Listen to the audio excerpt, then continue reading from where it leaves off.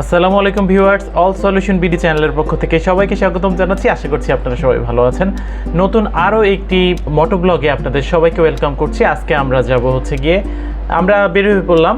আজকে আমরা মিরপুর থেকে কমলাপুর হয়ে কমলাপুরে নেমে আপনাদের সাথে কথাবার্তা বলে আবার সেই কমলাপুর থেকে মতিঝিল হয়ে আবার মিরপুরের দিকে চলে আসবো। এটাই হচ্ছে কি আজকের প্ল্যান, এবং সেই জার্নির মধ্যে আপনাদের সাথে কিছু আলোচনা করব, কিছু গল্প গুজব করব, এই আর কি আজকের মোটো ব্লগ। এই বিষয়গুলোই থাকবে। তো চলুন আমরা ভিডিওটি শুরু করছি। তো ভিউয়ার্স, এখন বর্তমানে আমরা শেয়ারপাড়ার দিকে যাচ্ছি, যদিও শেয়ারপাড়ায় পৌঁছাই নেই। সামনে দেখতে পাচ্ছেন মেট্রো রেল স্টেশন। তো মেট্রো রেল স্টেশন থেকে আমরা এখন শেয়ারপাড়ায় চলে যাচ্ছি। রাস্তায় মোটামুটি জ্যাম আছে, আপনারা দেখতেই পাচ্ছেন মোটামুটি কিন্তু রাস্তায় জ্যাম আছে। তো সেই জ্যাম পার হয়ে আজকে চলে যাচ্ছি। এর আগের দিন মোটামুটি জ্যামটা কমই ছিল, সেক্ষেত্রে সেই তুলনায় কিন্তু আজকে মোটামুটি ভালোই জ্যাম আছে, যে জন্য একটু থেমে আস্তে ধীরে চলে যাচ্ছি আর কি। বন্ধুরা, আমরা আজকে আরও একটি ট্রাভেল ব্লগ আপনাদের সাথে শেয়ার করছি, এবং এরকমের ট্রাভেল ব্লগ যদি আপনারা রেগুলার চান তাহলে অবশ্যই আমার চ্যানেলটিতে লাইক করবেন, শেয়ার করবেন এবং কমেন্ট করবেন, সেই সাথে সাবস্ক্রাইব করবেন এবং প্রত্যেকটা ভিডিওতে লাইক দেবেন। যত লাইক দেবেন আমি ইন্সপায়ার হব, এবং সেই ইন্সপায়ারেশনে আরও রেগুলার আমি আপনাদের সাথে ভিডিও শেয়ার করব, যাতে আপনার এনজয় হবে আর কি ভিডিওগুলো দেখে। তো এখন আমরা যাচ্ছি আর কি, শেওড়াপাড়া ক্রস করে সামনের দিকে আগাচ্ছি। অতটা ফোর্সে আগাতে পারছি না, কারণ রাস্তায় দেখতেই পাচ্ছেন মোটামুটি জ্যাম আছে।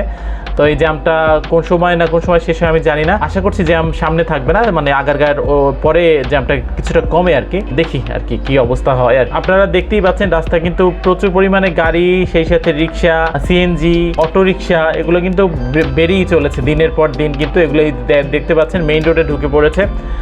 এদের জন্য কিন্তু খুব সাবধানে চালাতে হয়। হুট করে এরা যখন ঘুরিয়ে দেয়, বাইকে যদি একবার লেগে যায়, স্ক্র্যাচ লেগে গেলে কিট চেঞ্জ করা ছাড়া আর কোনো উপায় থাকে না। তো আপনাদেরকে বলবো খুব সাবধানের সাথে বাইক রাইড করবেন, এবং এই রিক্সা, সিএনজি এদেরকে যতটা এড়ানো যায় আর কি।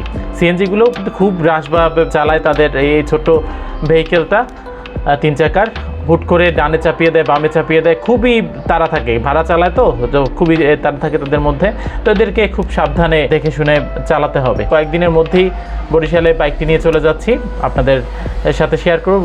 ঢাকা টু বরিশালে একটি লং ট্যুর শেয়ার করব, এবং বরিশালে গিয়ে আমি কি করার প্ল্যান আছে সেটা এখন একটু আলোচনা করছি। বরিশালে গিয়ে যেটা করব, প্রথম দিন যাব, প্রথম দিন সকালের দিকে রওনা দিয়ে মনে করেন প্রায় 5 ঘন্টার মতো বা 4 ঘন্টা থেকে 5 ঘন্টার মধ্যে আশা করি বরিশালে পৌঁছিয়ে যাব। তো বরিশালে গিয়ে রেস্ট করে তারপরে বরিশালের বিভিন্ন নদী আছে, যেহেতু নদীমাতৃক এলাকা বরিশালটা, কিন্তু নদী দিয়েই আর কি ঘেরা চারপাশটা। দর্শনীয় নদী আছে ওখানে, কীর্তনখোলা নদী আছে, বা বিভিন্ন সুন্দর সুন্দর প্লেস আছে। ওখানে গিয়ে আশা করছি ব্লগ করব, এবং আপনারা সেটা দেখলে ভালো লাগবে আর কি আপনাদের। তো সেটা করব আজকে। আসলে কমলাপুরে যাওয়ার প্ল্যানটা হচ্ছে যে দেখি একটু ঘুরে আসে, অনেকদিন যেহেতু কমলাপুরে যাই না। ওদিকে রোডঘাটটা এখন কেমন ভাঙাচোরা হয়েছে কিনা, বা স্মুথ আছে কিনা। আগে তো অনেক আগে যে সময় গিয়েছিলাম রাস্তা খুবই স্মুথ ছিল, একই অবস্থা একটু দেখতে চাচ্ছি আর কি মূলত। যেহেতু আজকে আমরা 2 জন যাচ্ছি, আমি এবং আমার ভাই আছে সাথে, এবং আমরা 2 জন যাচ্ছি। মনে হচ্ছে যে আমার চাকার হাওয়াটা কম। চাকার হাওয়া কম থাকলে যেটা হয়, চাকা কিন্তু খেয়ে যায়। তো আপনারা দেখবেন যে সবসময় চাকার হাওয়া আছে কিনা পরীক্ষা করে নেবেন। চাকার হাওয়া যদি মোটামুটি যতটুকু দরকার অতটুকু থাকে, তাহলে চাকা দীর্ঘদিন লং লাস্টিং করবে। তো আমি দেখি সামনে কোনো বাইক হাওয়া দেয় এরকমের দোকান পেলে ওখান থেকে আমি হাওয়া দিয়ে নিব বাইকে, তারপরে মানে একটু মনটা শান্তি লাগবে। এখন মনে হচ্ছে যে একটু হাওয়াটা কম আর কি। আগারগাঁর সিগন্যাল ক্রস করছি, আগারগাঁর সিগন্যাল ক্রস করে এখন চলে যাচ্ছে। অনেক জায়গায় আপনারা দেখতে পাবেন লাইট বসানো হয়েছে, সিগন্যাল লাইট বসানো হয়েছে, যেটা আমি খুবই পজিটিভভাবে নিব, কারণ সিগন্যাল লাইটে অনেক সুবিধা হয়। জ্যাম তো কমই থাকবে, এবং সেই সাথে আপনি চালিয়ে অনেক শান্তি পাবেন। কারণ জ্যামে এই গরমের মধ্যে কিন্তু খুবই অসহ্য লাগে। আশেপাশের গাড়ির গরমে আরও হিট হয়ে যায় আর কি, খুবই খারাপ লাগে, শরীর দুর্বল লাগে, শরীর খারাপ লাগে। তো ইদানিং আমি আমার হোন্ডা এডিবিতে একটি সমস্যা ফেস করছি। সমস্যা বলতে কি, আমি দেখলাম যে প্রখর রোদে আমার বাইকটা কয়েকদিন চালানো হয়েছিল।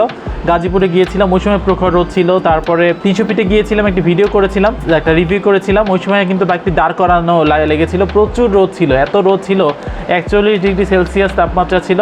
তো ওই সময় আমার বাইকের টেল লাইটের যে গ্লাস থাকে, ওই গ্লাসটা দেখলাম যে চুলফাট দিয়েছে। তো চিন্তা করছি যে ওইটা যদি আরও একটু গাঢ় হয় আর কি, ওই চুলফাটটা যদি আরও বেশি দেখা যায়, তাহলে ওইটা চেঞ্জ করে ফেলবো। মোটরমোশন শোরুমে গিয়ে বা ওদের সার্ভিস সেন্টারে গিয়ে আশা করছি যে এটা চেঞ্জ করে ফেলবো। জানি না কত টাকা নিবে, তবে যে কয় টাকায় নিবে আমি আপনাদেরকে দেখাবো, আমি পরে ভিডিওতে অ্যাড করে দিব। হালকা চুলফাট নিয়েছে ভিতরে, তাও সামনে না, ভিতরে খারাপ লাগছে আর কি, হালকা ফেটে গিয়েছে।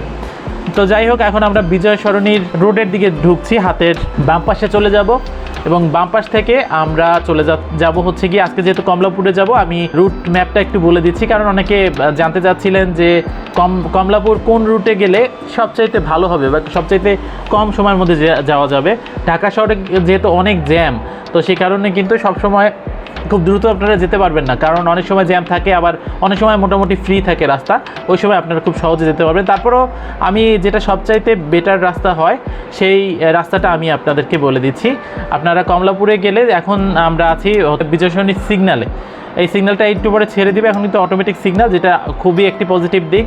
আমরা এখন সোজা চলে যাব আর কি, তেজগাঁওয়ের ফ্লাইওভার হয়ে 7 রাস্তার ফ্লাইওভারে যাব, তারপরে 7 রাস্তার ফ্লাইওভারে উঠে হাতের বাম পাশে দেখবেন যে ফ্লাইওভারের সাথে আরেকটা রোড গেছে, ওই রোডে চলে যাব। সোজা গেছে হচ্ছে গিয়ে কাকরাইল মোড়, এবং বাম পাশের যে রোড সেটা গিয়েছে হচ্ছে গিয়ে মালিবাগ, বা আপনারা ওখান থেকে ইচ্ছে করলে কমলাপুর যেতে পারেন। কমলাপুর কীভাবে যাবেন, ফ্লাইওভার থেকে নেমে সোজা যেতে থাকবেন, সামনে দেখবেন যে আরেকটা ফ্লাইওভার আছে, ওই ফ্লাইওভারে উঠবেন, ফ্লাইওভারে উঠে আবার নামবেন, সোজা যেতে থাকবেন, একদম সোজা আর কি, নাক বরাবর যেতে থাকবেন, দেখবেন যে একদম মাথায় আপনারা বুঝতেই পারবেন কমলাপুর চলে এসেছে। তো কমলাপুর থেকে ইচ্ছে করলে আপনারা মতিঝিল যেতে পারবেন। কমলাপুর থেকে দেখবেন যে রাস্তার কাজ চলছে, ওই ভিতরে যাওয়ার দরকার নেই, কমলাপুর রেল স্টেশন থেকে ওই রোডে চলে যাবেন, তাহলে সোজা গিয়ে হাতের ডান পাশে হচ্ছে গিয়ে মতিঝিল। তো ওখানে আপনারা ইচ্ছে করলে অনেক বাসের কাউন্টার পাবেন, যারা লং ট্যুর করতে চান বাসের টিকিট কেটে নিতে পারবেন। আশা করছি এই যে এই রুট প্ল্যানটা দিলাম আপনাদের, সেটা সুবিধা হবে আপনাদের জন্য। কমলাপুর কীভাবে যেতে হয় সেই বিষয়টি নিয়ে একটু কনফিউজড আছেন, বা কোন রুটে গেলে সবচাইতে বেটার হবে, খুব দ্রুত যেতে পারবেন, সেই বিষয়টি একটু ক্লিয়ার করে দিলাম। আশা করছি আপনাদের ভিডিওটি ভালো লাগছে, বা রুট প্ল্যানটা আপনাদের উপকার হবে। এখন আমি বরিশালের বিষয়ে কথা বলি। আমি কয়েকদিনের মধ্যেই একটি বরিশাল ট্যুর দিতে চাচ্ছিলাম ভিউয়ার্স, এবং সেই ট্যুরিং ভিডিও আপনাদের সাথে শেয়ারও করতে চাচ্ছিলাম। আশা করছি যে এই ট্যুরিং ভিডিওটি আপনাদের অনেক ভালো লাগবে। তো বরিশালে কীভাবে যেতে হয় বা কোন রুটে গেলে বরিশালে খুব সুন্দরভাবে খুব অল্প সময়ের মধ্যে পৌঁছাতে পারবেন সেটিও দেখাবো। আসলে বরিশালে তো দুটো রুট আছে, একটা হচ্ছে গিয়ে শরীয়তপুর থেকে যেতে পারবেন, আর একটা হচ্ছে গিয়ে সোজা চলে যেতে পারবেন না, যেটা মেইন রোডে পড়েছে, মানে ভাঙা থেকে। তো আমি ভাঙা থেকেই চলে যাব, এবং ঢাকা শহর থেকে কীভাবে খুব দ্রুতভাবে হানিফ ফ্লাইওভারে উঠবেন সেই রুটটাও আমি দেখিয়ে দিব। তো বরিশালে গিয়ে যেটা করব সেটা হচ্ছে গিয়ে, বরিশালে আমি যেহেতু ফ্যামিলি পারপাসে যাচ্ছি, একটু ফ্যামিলি কাজের জন্য, দেখি ফ্যামিলি কাজ যদি আমি শেষ করতে পারি তাহলে কুয়াকাটার দিকে রওনা দিতে পারি, এবং কুয়াকাটার দিকে রওনা দিয়ে ওখানে সমুদ্র তো আপনাদেরকে শেয়ার করবই, সেই সাথে বরিশাল থেকে কুয়াকাটার একটি ভিডিও আপলোড করব। সব কিছু আপনাদের আশা করি অনেক ভালো লাগবে। বর্তমানে আছে হচ্ছে গিয়ে তেজগাঁ ফ্লাইওভারে, কমলাপুরে যাব আজকে, এরপরে আমরা যাব হচ্ছে গিয়ে 7 রাস্তার ফ্লাইওভারে উঠব। 7 রাস্তার ফ্লাইওভার থেকে হাতের বাম পাশে যে ফ্লাইওভারের রোডটা চলে গিয়েছে ওই রোডে চলে যাব, এরপরে আরও একটি ফ্লাইওভার পার হবো, তারপর সোজা গিয়ে আমরা কমলাপুর পেয়ে যাব। যেটা বলেছি, কমলাপুর থেকে মতিঝিল হয়ে আবার মিরপুর দিকে চলে আসবে। দেখতে পাচ্ছেন রাস্তায় মোটামুটি গাড়ির চাপ আছে। তারপরেও বিকেলে যেহেতু বের হয়েছে, আজকের ট্যুরও কিন্তু বিকেলেই করছি, কারণ দুপুরের দিকে এত পরিমাণ রোদ থাকে, ওই সময় কিন্তু ডিহাইড্রেট হয়ে যাওয়া লাগে, শরীরে অনেক প্রবলেম হতে পারে। তো যে জন্য আসলে সবসময় বিকেলের দিকে বের হওয়ার চেষ্টা করি, কোথাও ঘুরতে গেলে বা কোথাও সকাল অথবা বিকেল, ভোর সকালে অথবা বিকেলের দিকে আপনারা ট্যুর করলে সবচাইতে শান্তি পাবেন। এবং দুপুরের দিকে আমি মনে করি যে ট্যুরিং কোথাও গেলে অ্যাভয়েড করবেন, প্রচুর পরিমাণে রোদ থাকে, আপনারা কিন্তু ডিহাইড্রেট হয়ে হিট স্ট্রোকের একটা চান্স থাকে, সুতরাং একটু সাবধানে থাকবেন আর কি সবাই। যাই হোক, বরিশালের ব্যাপারে আসি। বরিশালে যেটা করব সেটা হচ্ছে গিয়ে বরিশালের রোড আপনাদের সাথে শেয়ার করবো। বরিশালে আগে কিন্তু রোড ভাঙাচোরা ছিল, এখন অনেকটা ডেভেলপ হয়েছে, আপনারা দেখতে পারবেন। আমি যখন বরিশালের ব্লগটা আপলোড করব আপনারা বুঝতেই পারবেন যে অনেকটা চেঞ্জ হয়েছে। বরিশালের যে রোডঘাট অনেক সুন্দর হয়েছে, সুন্দরভাবে যদি কেউ বরিশালে যেতে চান যেতে পারবেন, কোনো হ্যাসেলই হবে না। আর বরিশালে যদি বাসেও কেউ যেতে চান, বাস আছে অ্যাভেলেবেল, সোহাগ এন্টারপ্রাইজ আছে, সোহাগ পরিবহন খুবই ভালো এসি, এবং 2:1 এটা হচ্ছে বিজনেস ক্লাস, 1200 টাকা না 1100 টাকা করে টিকিট প্রাইস নেয়। তো আপনারা যারা খুব ভালো বাসে আরামভাবে যেতে যাচ্ছেন তারা সোহাগ পরিবহনে যেতে পারেন। এরপরে স্লিপার কোচ কিন্তু আছে, সেটা হচ্ছে ইউরো স্লিপার কোচ। এই স্লিপার কোচে করেও কিন্তু আপনারা ইচ্ছে করলেই বরিশালে ট্যুর দিতে পারেন। বাইকে যেতে হবে এমন না, আপনারা যদি চান যে বাসে যাব এই বৃষ্টি বাদলের মধ্যে, হঠাৎ করে বৃষ্টি নেমে যায়, তো সেক্ষেত্রে আপনারা, আমি মনে করি যে বাসে যাওয়াটাই সবচেয়ে সেফ। তবে বাসে গেলে হয় কি, বাসে যাওয়ার পরে বরিশালে নেমে আবার অটো ধরতে হবে, বিভিন্ন জায়গায় যাওয়ার জন্য একটা হ্যাসেল, হ্যাসেল আসলে। বাইক জার্নিটা আমার কাছে সবচেয়ে ভালো লাগে, একটা ফ্রিডম লাগে, নিজের কাছে একটা ফ্রিডম লাগে, যে জন্য আমি যে কোনো জায়গায় গেলে বাইক নিয়ে যাওয়ার চেষ্টা করি। বিশেষ করে এই শর্ট ট্যুর, যেমন বরিশাল মোটামুটি কিন্তু শর্ট, আগে লং ছিল।